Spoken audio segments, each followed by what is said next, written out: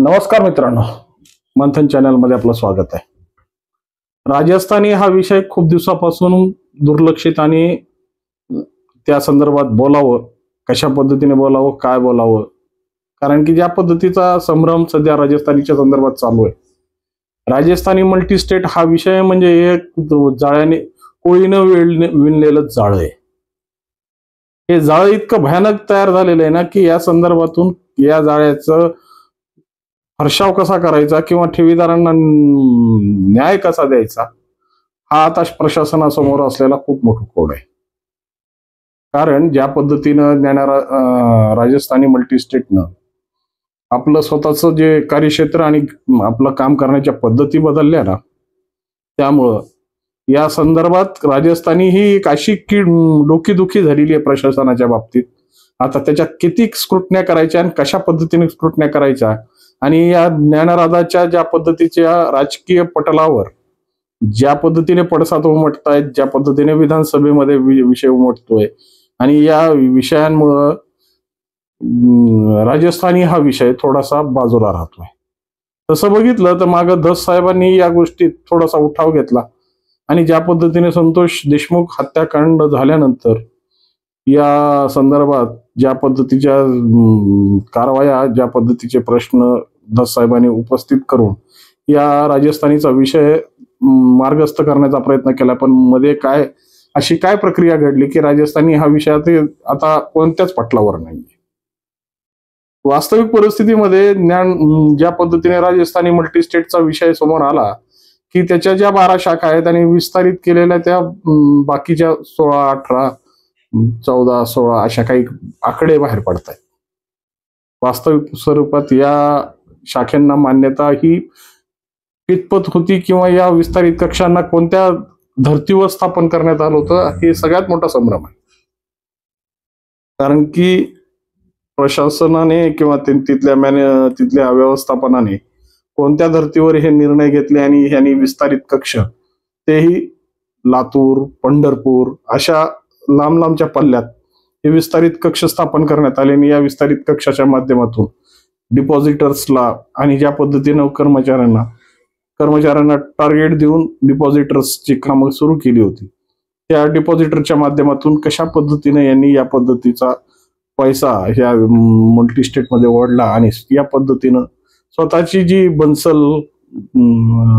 Bansal classes असेल किंवा Poddar English school असेल किंवा बचपन त्यांचं एक जे प्लॅन्ट होता याच्यावर त्यांनी कशा पद्धतीनं आपली इन्व्हेस्टमेंट करत स्वतःची स्वप्न साकारण्याचा प्रयत्न चंदूलाल बियांनी केला याची आता सगळ्या मार्केटमध्ये चर्चा चांगल्या पद्धतीने रंगली आहे. आणि याच पद्धतीचा विषय त्या पद्धतीनं मराठवाडा साथी किंवा पोद्दार इंटरनॅशनल स्कूलच्या माध्यमातून जी पैसा पुरवला जातो या शंकेने ठेवीदारांनी ज्या पद्धतीचा प्रसाद तिथल्या प्रशासनाला, तिथल्या व्यवस्थापनाला दिलाय, त्यामुळे आता ही विषय चर्चेत येणं गरजेचं आहे. कशा पद्धतीनं आज ठेवीदार या गोष्टीत वैतागलेत आणि या संदर्भातून न्यायाच्या अपेक्षेमध्ये प्रत्येक ठिकाणी हा ठेवीदार आपलं डोकं लावतोय. तसं बघितलं तर सेवकराम जाधव या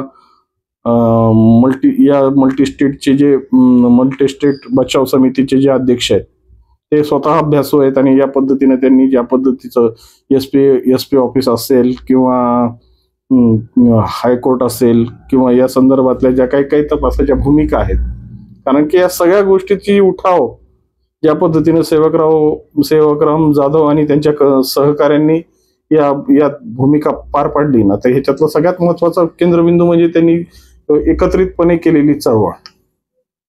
त्यांनी ती राजस्थानी बचाव कृती समिती तयार करून त्यांनी चंदू बियानीचं घर जे विकण्याचा मनसुबा होता तो हाणून पाडला. या पोद्दार इंटरनॅशनल स्कूलच्या माध्यमातून त्यांचं जे काही त्यांना ज्या पद्धतीचे बोलथापा देत होते आणि त्यांना जेव्हा वास्तविक स्वरूपात याच लोकांकडून यांना पैसे पुरवण्याची जेव्हा दाखले मिळत गेले तेव्हा त्यांनी कायदा हातात घ्यायला नाही पाहिजे होता, परंतु त्याची चौकशा करून त्या पद्धतीनं त्याच्यावर चोप कसा बसता येईल किंवा त्यांची जे वित्तीय साधनं आहेत त्यांना कसं थांबवता येतील. कारण की सगळ्यात मोठी रसद जर थांबवली तर त्या गोष्टीची परिणाम आपोआप त्या संस्थेवर किंवा त्या व्यक्तींवर होत असतात. हे सगळे वास्तविक जरी सत्य असेल तरी आज राजस्थानीचं जे संचालक मंडळ फरार म्हणून घोषित केलं आहे आणि आता फक्त चंदू बियानीच या चौकटीमध्ये अडकलेले आहेत. बाकीचे संचालक कुठं आहेत, कशा पद्धतीने आपलं जीवनव्यापन करतायत आणि कशा पद्धतीने कुठं राहतायत याची आजही आर्थिक गुन्हे शाखेने किंवा या प्रशासनाने कसलीही दखल घेतलेली नाहीये. आता चंदूलाल बियानींचं सध्या मुक्काम जालन्याला आहे. जालन्याला त्यांचे आर्थिक गुन्हे शाखेकडून त्यांच्या चौकशा होत आहेत. पण खऱ्या अर्थानं ज्या पद्धतीनं या मल्टी स्टेटचा जो तपास ज्या गतीने व्हायला पाहिजे, ज्या पद्धतीने यांच्या सगळ्या गोष्टी पटलावर यायला पाहिजे त्या पटलावर येत नाहीत, हे सगळ्यात मोठं दुर्भाग्याची गोष्ट आहे.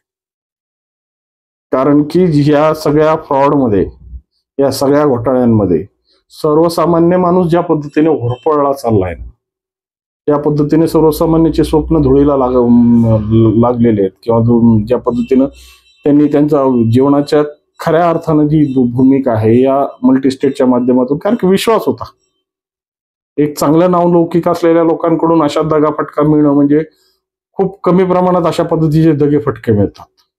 आता चंदूलाल बियानीचं घोडं कशात अडलं होतं, नेमकं त्यांना असं कोणता त्यांची भुरळ त्यांच्या डोक्यात पाडून ठेवली होती ते त्यांना आणि त्यांच्या व्यवस्थापनालाच माहिती.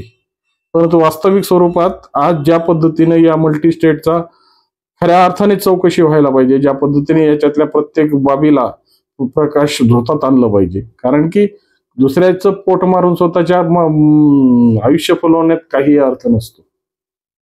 शेवटपर्यंत पैसे देऊ देऊ देऊ म्हणून अभिवचना देणारे लोक आज कशा पद्धतीने तोंड लोकपत फिरतायत आणि कशा पद्धतीनं आपल्या स्वतःचं आज 4 लोकात जाऊन तुम्हाला ठोक पद्धतीनं काहीही समोर आणता येत नाहीये. वास्तविक पद्धतीनं हे सगळं जे परिस्थिती आहे ती आज पूर्वजांनी, आता नाव सारखं सारखं घेणं मलाही योग्य वाटत नाही, कारण की ज्या महान आत्म्यांनी या स्वातंत्र्य संग्रामासाठी स्वतःच्या सर्वस्वाची परित्याग करण्याचा प्रयत्न केला होता, त्या माणसाचं नाव परत या घोटाळ्यात घेऊन त्या माणसाची विटंबना मला करायची नाहीये. परंतु हीच विटंबना ज्या त्यांच्या वारसांनी, त्यांच्या कुटुंबियांनी कशा पद्धतीने केली ना, आज खऱ्या अर्थानं परळी शहरातलं हे बियाणी नाव कशा पद्धतीनं आज खूप प्रतिष्ठित झालंय, याचा सगळ्यात मोठा दुजारा त्यांनी आता आत्मसाक्षात्कार करावा. कारण की पैसा कधीही कमवता येतो, पैसा हा महत्वाचा नाहीये, पण गेलेली इज्जत आणि गेलेली प्रतिष्ठा कधीही माणसाला परत मिळत नसते. आणि याचं जर भान ठेवलं असतं तर अशा पद्धतीच्या फसव्या भुरळीमध्ये येऊन आपल्या स्वतःचं सर्वस्व गमावणाऱ्या या बियाणी परिवारांना आज दारोदार फिरण्याची वेळ किंवा तोंड लोपवत फिरण्याची वेळ आली नसती. खऱ्या अर्थानं आज ज्या पद्धतीची समाज व्यवस्था निर्माण झालेली आहे, ते समाज व्यवस्थेमध्ये जर तुम्ही चुकीचं केलं तर तुम्हाला फेडावंच लागणार आहे. आणि खऱ्या अर्थानं अशा वंचित आणि शोषित लोकांच्याकडून तुम्ही जो पैसा गोळा केलाय, की ज्यांच्या खऱ्या अर्थानं सामाजिक परिस्थिती नसताना सुद्धा तुमच्या एक चांगल्या नावाजलेल्या विषयामुळे त्यांनी तुमच्यावर विश्वास ठेवला, आणि पण त्यालाही कशा पद्धतीने तुम्ही मुठमाठी दिली हे सर्वसामान्य लोकांसमोर आज सगळ्यात मोठं द्योतक आहे. हा विषय झाला राजस्थानी मल्टी स्टेटचा. परंतु राजस्थानी जी पतसंस्था होती ती पतसंस्था आजही DDRच्या अंतर्गत आहे. तिथल्या स्थानिक AR ऑफिसच्या माध्यमातून ह्याच्यावर काय पद्धतीनं कारवाया चालू आहेत याचंही खूप मोठं विषय हा गुलदस्त्याचा. कारण की जे तुमच्या पटलावर आहे, जे तुमच्या अत्यारीत आहे त्याच्यावर तरी कारवाई करा, की जेणेकेने या विषयातून कमीत कमी सर्वसामान्य लोकांचा जो राहिलेला या पतसंस्थेच्या माध्यमातून जो कोणी ठेवीदार आहे, जो कोणी या पतसंस्थेवर विश्वास ठेवून तुमच्याकडे पैसा ठेवला, त्या लोकांचा तरी विश्वास मोडणार नाही. कारण की शासनाचा जो विषय आहे, शासनाचा विषय त्या कासवाच्या गतीनं जरी असेल, त्या मुंगीच्या गतीनं जरी असेल, पण खऱ्या अर्थानं त्याचा उजाळा आणि त्या परिस्थितीला समोर ठेवणं हे शासनाचं नैतिक कर्तव्य आहे. त्यामुळं तिथल्या ज्या काही AR ऑफिस असतील किंवा DDR ऑफिस असतील, यांनी जर याची खऱ्या अर्थाने सहनिशा करून त्या राजस्थानी पतसंस्थेचं नेमकं काय प्रक्रिया आहे आणि कशा पद्धतीनं त्याची या सगळ्या गोष्टीची औसाईक नेमता आला तर औसाईक नेमावं, प्रशासक नेमता आला तर प्रशासक नेमावं. परंतु त्या पतसंस्थेमध्ये जे काही लोक अडकलीत, जी काही परिस्थिती अडकलेली ती परिस्थिती सोडवण्याचा प्रयत्न मात्र आता शासनानं करणं गरजेचं आहे. कारण की सर्वसामान्य माणसं जोपर्यंत सुटणार नाहीत या तडाख्यातून तोपर्यंत हा विषय मार्गस्थ होणार नाही हे निश्चित. नमस्कार.